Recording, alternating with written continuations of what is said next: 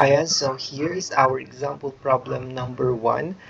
Ayan, so dito sa Compass Surveying, so magsasagot tayo ng mga problems. So ito yung sample problem 1 natin. So at a given place, magnetic bearings of the lines radiating from a common point are, ito given tayo ng ito mga magnetic bearings natin. So dito, determine the true bearing of each line if the magnetic declination was 3 degrees 25 minutes west. Ayan. So, una, ito, letter A muna tayo.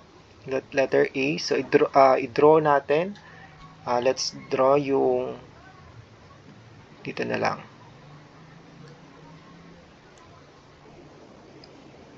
So, let's say ito.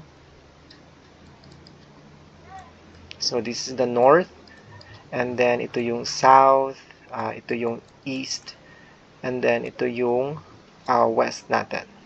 So, may binigay dito na magnetic declination. So, let's say, ito na lang, theta. So, yan yung magnetic declination natin. So, 3 degrees 25 minutes west. So, yan. So, yan yung magiging magnetic north natin. So, ito. Or the reference. So, palitan natin ng kulay. So, ito A. Ito yung A natin. And then, yan, ito.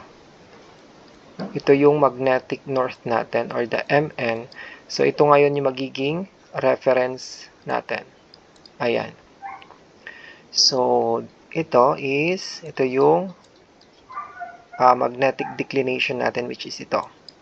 So, ilagay lang natin theta. And then, andito yung, ito yung AB natin. So, line AB, yan, ito. So, northeast, ayan. So, hanggang from dito sa magnetic north natin, ayan. Magnetic north natin, yan ay, ito is 43 degrees 24 minutes. Yan. So, pinapahanap sa atin yung true bearing ng AB, which is ito lang. So, from ito yung true north natin. So, mula dyan, hanggang dito sa may AB, yan.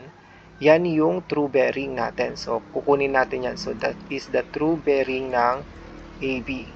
Ayan. So, para makuha yan, so, kunin natin. So, true bearing ng AB is equal to, ayan, so 43, ito, 43 degrees, 24 minutes. So, yan.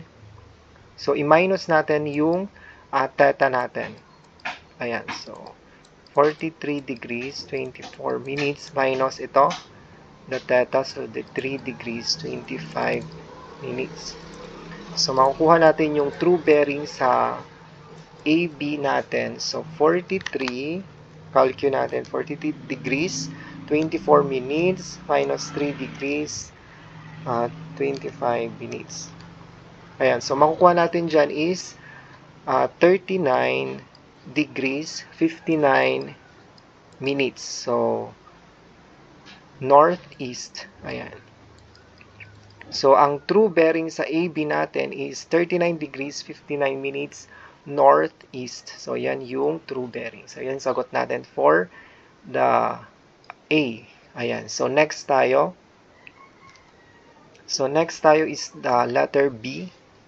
Ayan. So, i-draw ulit natin. Ayan. So, para ma-practice tayo. Ayan. So, this is the east and then the west. And ito yung north.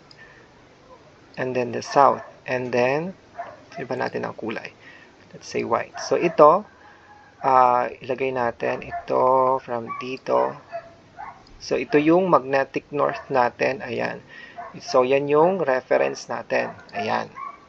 So dito given tayo ng 78 degrees 50, ito 53 minutes, so northwest. So iba natin ang kulay, so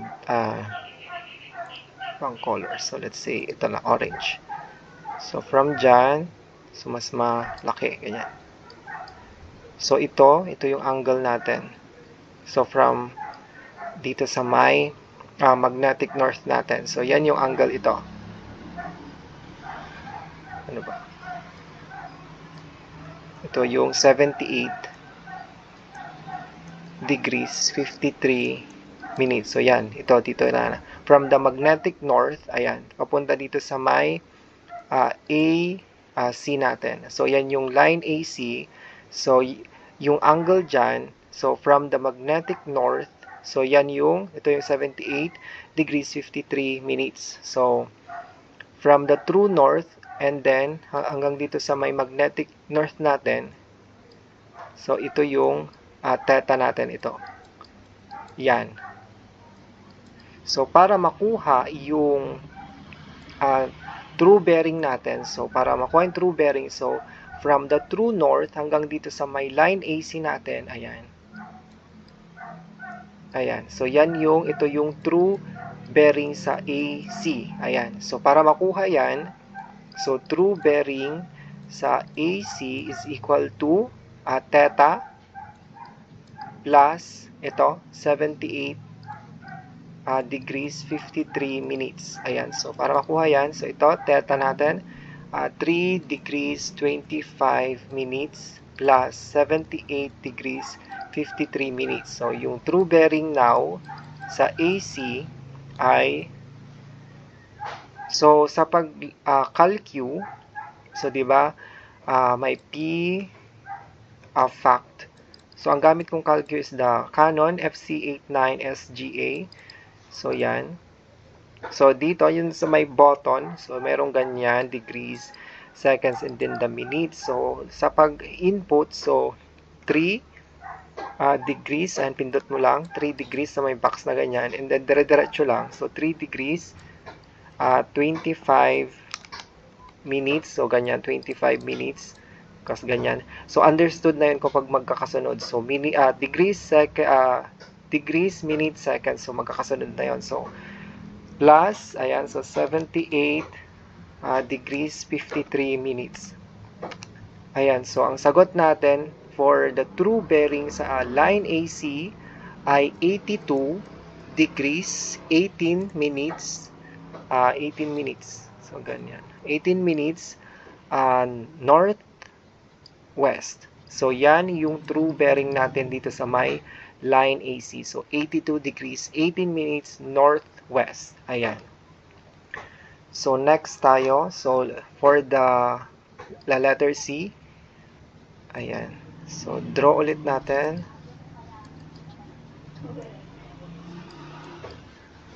So, this is the north, south, west, and then the east.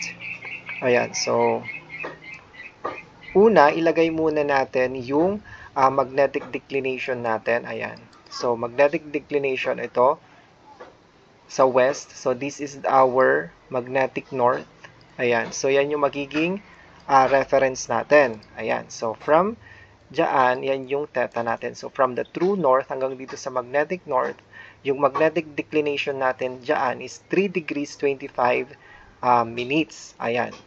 And then, i-plot natin ito.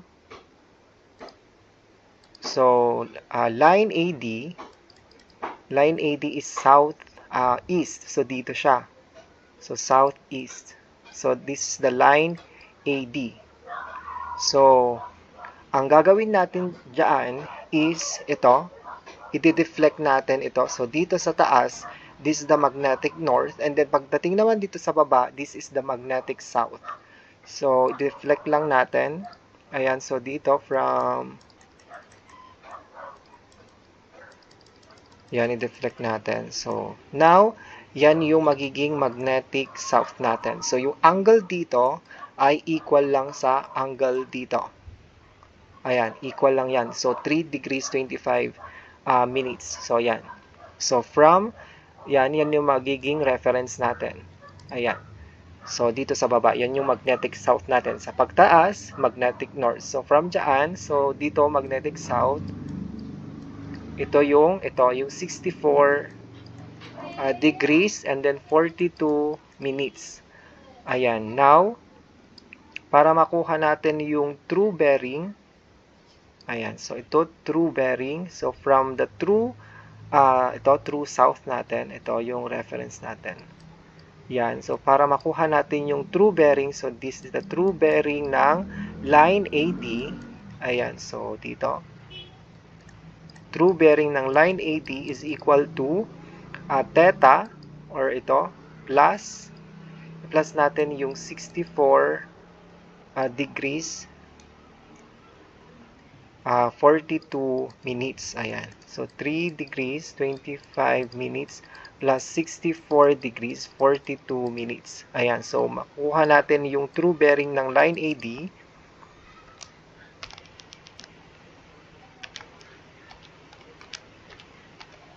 So, the answer is 68 degrees, 7 minutes southeast. Ayan. So, yan yung sagot natin. So, yan yung true bearing sa line AD. So, 68 degrees, 7 minutes southeast.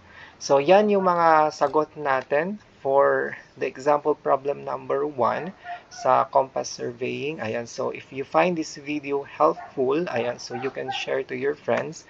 Ayan, so pwede na rin kayo mag-subscribe and mag-like dito sa video na to. So, ayan, thank you guys for listening.